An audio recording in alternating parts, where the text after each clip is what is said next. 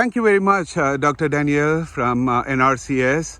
Tell us, what is the timeline, ma'am? Yeah, so as I mentioned before, as part of a federal law that was passed in 1966, anything that's funded by the government is required to do a cultural resource assessment. That means it's a law that requires us to consider how the undertaking, building the high tunnel, installing an irrigation line, how intervening in the earth might affect our heritage, our cultural heritage from the last century, or our archaeological heritage from hundreds, if not thousands of years ago.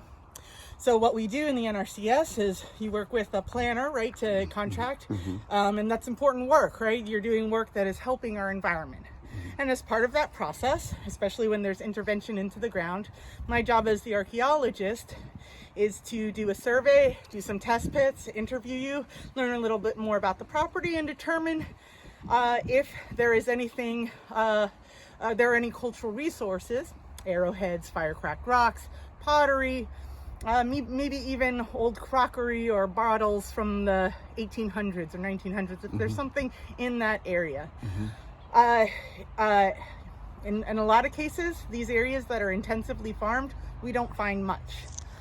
Now, the timeline, and I want to stress that the NRCS's policy is avoidance and mitigation. So the NRCS isn't here to stop producers from doing their important work. Our idea is that our policy is that if in case we find something, we want to avoid that site. That may mean moving your irrigation line, moving the anchors for your high tunnel, or mitigation for larger projects. That is, how can we preserve the past and also preserve the integrity and ensure the future of your work as a producer, as someone who's here helping our environment, our air, water, and land, and the natural resources that come from it.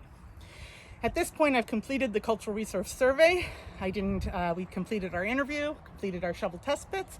We didn't find anything.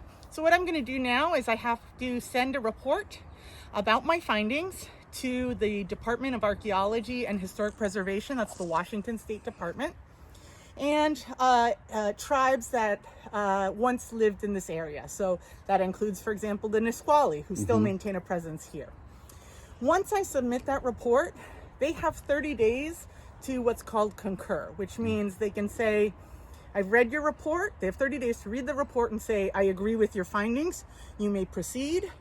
And in cases where, let's say we found, a burial ground or something like that, they might say, all right, well, we want to plan to mitigate this, or we want to know a little more. Once they do that, I prepare what's called a clearance packet. And that packet basically says you're good to go. Now, along with that clearance packet that says you're good to go, we didn't find anything, comes what's called an inadvertent discovery plan. The government is full of fancy jargon and language, but basically what it means, it's a form with bullet points that says if you're trenching your ground, or if you're installing that those high tunnel anchors, and you come across suddenly a bunch of arrowheads, you're going to call your planner, you're going to call me. Okay. And we'll deal When with do I call the sheriff you are going to tell? So if you find human remains, or what you think is a burial, it could be, or a human body. The human body could be from last week. The human body could be from 100 years ago. The human body might be from 1,000 years ago. Okay. If you find something that you think is a burial, or a human remains, or a grave, what you're going to want to do is call your county coroner and your county sheriff. And that information will be provided to you in that what's called the inadvertent discovery plan. Okay.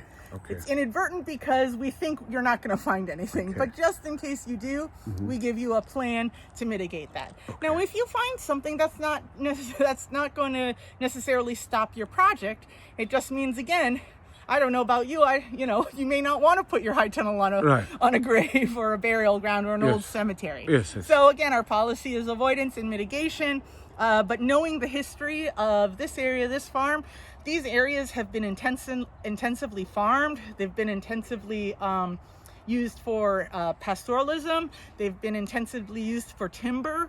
So since that's gone on for so long, the ground, especially something like 2 feet deep, is very unlikely at this point to contain cultural resources or archaeological finds. Doesn't mean it's not, nothing is 100%. Sure. But when you've been tilling the ground for 20 years, when you've been tilling the ground for 100 years, you tend to know what's beneath your feet. And if you haven't found something in the last 10 years or 15 years or 20 years or generations on your farm of doing something, you're probably not going to find anything, in the next month. Lovely. Well, So, thank you. Thank you, doctor. Really appreciate it. And we hope to see you for one of those classes that we do, Absolutely. so that the folks who come over here can learn a little bit more in depth about Great. it. My Really pleasure. appreciate your visit. My Bye-bye. pleasure. Thanks.